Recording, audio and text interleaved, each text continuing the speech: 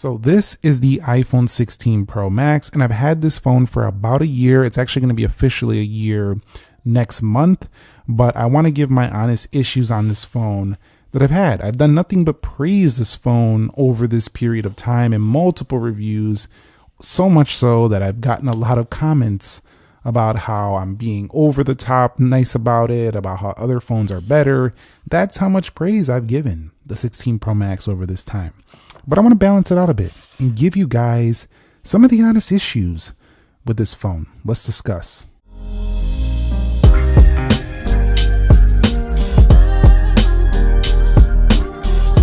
So what is up, guys? Nick here, helping you to master your technology, back again with another video. And in this episode, I'm going to tell you several reasons of things that I found to be an issue with these phones. Hopefully Apple fixes some of these, and some of them might seem petty to some people, and some might even say, bro, these are weak points. I don't care. I love my 16 Pro Max. I'm not here to convince you that your 16 Pro Max isn't great. By the way, I have multiple videos talking about why this phone is amazing, comparisons about how it beats certain phones and why it's one of the best. So this is just the opposite perspective that I haven't shared and that I've learned over the experience. Let's start with number one. This phone can still get excessively warm, particularly during charging. So over this time of ownership with this phone, while I have found it to be much better than the iPhone 15 Pro Max, this phone, when I was playing some of the more graphically intensive games while charging at the same time, I was getting a bit warmer than I would like. The charging could be something you could just avoid doing. Most people aren't always going to charge. That's why I'm saying there might be a weak point, but I just found it to get a little bit warmer than I would like under only specifically very heavy games. One of the games that really made this hot for me was Car Street X. I enjoy playing this game. It has pretty good graphics. This is not a promotion or a sponsor for this game, but I was playing this game. It's pretty fun, open world street racer, and it got pretty darn warm, not comfortably warm either. The next one is camera app issues. I suffered a lot of these throughout the years where I would hit throughout the months, the years. What am I thinking? But if you go ahead into camera control, it seems to have been working really good since iOS 18.6, 18.5. It's been pretty darn good. But this phone right here has definitely given me quite a few black screens with the camera control, but you can see now it's doing very well. So that issue did get erased, but it was an issue I was having all year long. Just a little bit camera glitching with this button right here. So I hope that the iPhone 17 Pro Max doesn't launch with some camera glitches. It was very annoying at first because the cameras themselves are stupendous. They are superb. The actual quality that comes out of these sensors is phenomenal, especially on that ultra wide and the main sensor, along with the 4K 120 slow motion, which is only available here. I don't have it enabled in the settings, but just really easy and sharp, crispy video. But when I'm trying to open it and I'm missing a shot, it was kind of annoying. That did happen quite a few times. The third one is the durability doesn't quite feel at the same level as the stainless steel. It is quite nice. I did get a very minor scratch there from dropping this on cement, as well as somewhere down here, a little bit of minor chipping on the corners there. But generally, this phone has a lighter than stainless steel feel. I don't know. I feel like the 13 Pro Max, 14 Pro Max, this phone just felt a little bit more, I would say, tank-like. This phone is a little bit lighter, and I kept it in the case the majority of the time. But it's just durability-wise, I don't know. Even though they say it's stronger, I just felt like those heftier phones were just a little bit more of a tank than this phone right here. But all in all, it's still been pretty good. Just a few minor nicks. And of course, most of these pros, if you hit them on the right angle, they are going to crack those camera lenses. I've mentioned it before. Number 4 is the software glitches that have occurred. Now, I can't really showcase that because software glitches they're not very reliable. They don't happen very often. So I'm not going to reliably be able to show you this right now on camera because they happen at the most convenient times. When you're trying to open something, when there's an emergency call or something you're trying to do, bang, that's when something glitches. Or you're trying to speed through something. I had quite a bit of those random freezes and issues with Siri a couple of times. This thing got like lagged up here.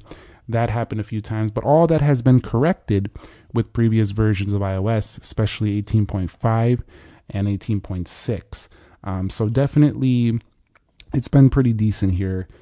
Just at first, I did get a lot of those issues. At number 5 is the display. For some reason, I don't know why, it just doesn't quite feel as smooth as like a 120 hertz on an Android phone. It's advertised at 120 hertz, but for some reason, like not all applications seem to scroll at that smooth 120 hertz refresh.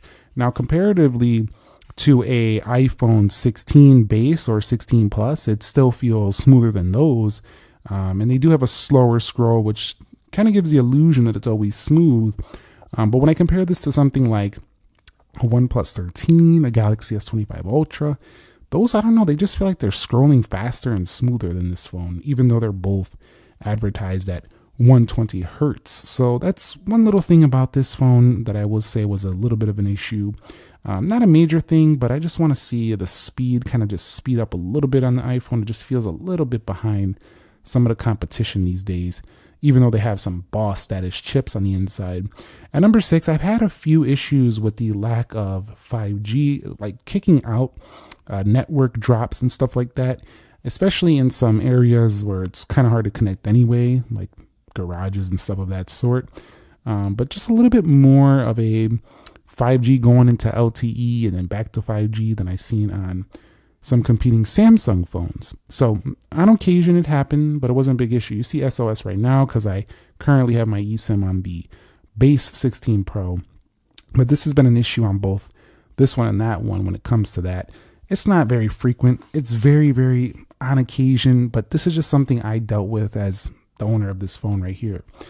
At number 7 is CarPlay on this phone has actually crashed quite a few times when plugging this into the USB-C. Now, to my own problem is I was probably a couple times I was not using the Apple official cable. When I did use the Apple official cable, it still crashed a couple of times, but these were in some previous, I think it was 18.3, a few updates ago. It has been since fixed, so a lot of things I'm talking about here have been fixed, but it's something I dealt with and something I don't want to see on my future upgrade to the 17 Pro. So some CarPlay issues have occurred specifically with my 16 Pro Max. A little bit of a glitching and CarPlay just kicking out with this phone. Didn't really like that too much. A year later, the touchscreen responsiveness has been phenomenal, but there has been times where I've been typing on this phone and the keyboard would actually just freeze. For a second, you'd be typing and then it would just stop and then it would just catch up later. Just a little minor bug, minor glitch happened a few times on this phone. Not something I could say about some of my other phones, but it did occasionally occur. So just a lot of these things I'm talking about seem like they were just 18 issues because most of the things I'm talking about here have been fixed. So, you know, they just launched the software when this phone came out, not quite as ready as I would have liked, which is why I'm looking forward to seeing if the 17 Pro Max with 26 will be coming with much less bugs out of the gate. Although you should always expect a few because software, it's just the nature of software, especially when you're putting on millions of devices, you're gonna run into some bugs. But this one just had a few more than I was used to, especially considering the beautiful body. You notice I have not said anything con about the body. It's a beautiful size phone, a beautiful, these bezels on the side, clean aesthetic on the back, clean camera, nice camera control button. The Desert Titanium looks phenomenal. It just looks luxurious. So I have no issues or qualm with that. At number 9, though, is that the lack of a split screen has been super annoying to me. Not having no split screen or landscape mode. I've talked about this before on multiple occasions, but if you just look at the sheer size of this screen, it just makes no sense that I should only be able to use one app at a time. It really just seems like you're wasting screen space on this phone. So that's been a true issue I've had with the Maxes ever since they launched. They should have had split screen on the XS Max years ago. So I don't understand why they haven't done it. They could just do a simple split screen like Pixel does. Unlike, they don't have to be like Samsung with all these over the top features, you know, having, you know, just extra on extra on extra. but just a simple split screen, that's such an easy implementation they could do and really enhance the experience of this phone for those people that want to use that. Even landscape would be nice because the Max nearly feels like a little mini tablet, but here I go and everything's in portrait mode. And I understand the way we use phones a lot of times is always in portrait mode. However, there are occasions when you want to use some things in landscape and you're always in portrait for the majority of the time. Yes, the messages can go in landscape and that sort, but you know what I mean. A true landscape mode would enhance the little mini tablety feel of a 16 Pro Max or a 17 Pro Max coming soon. So the majority of the issues that I've mentioned in this video have been resolved in the past few iOS updates, and the phone now runs nearly flawless and perfectly for pretty much all occasions. But I will say that this phone is way better than it was 3 to 6 months ago, based on the past few updates. But I do think the things that need to be improved on the 17 Pro Max will be an included vapor chamber, faster charging, a bigger battery, of course you always want longer battery life, and an improved front-facing camera. They don't really have to do much with the bezels, that's pretty fine. They could reduce the dynamic island for an even better media experience and maybe even go to an all-screen in the future. Also, they could bring the buttons down a little bit. They are pretty high on this phone, especially these on the left side. But other than that, the phone is just phenomenal.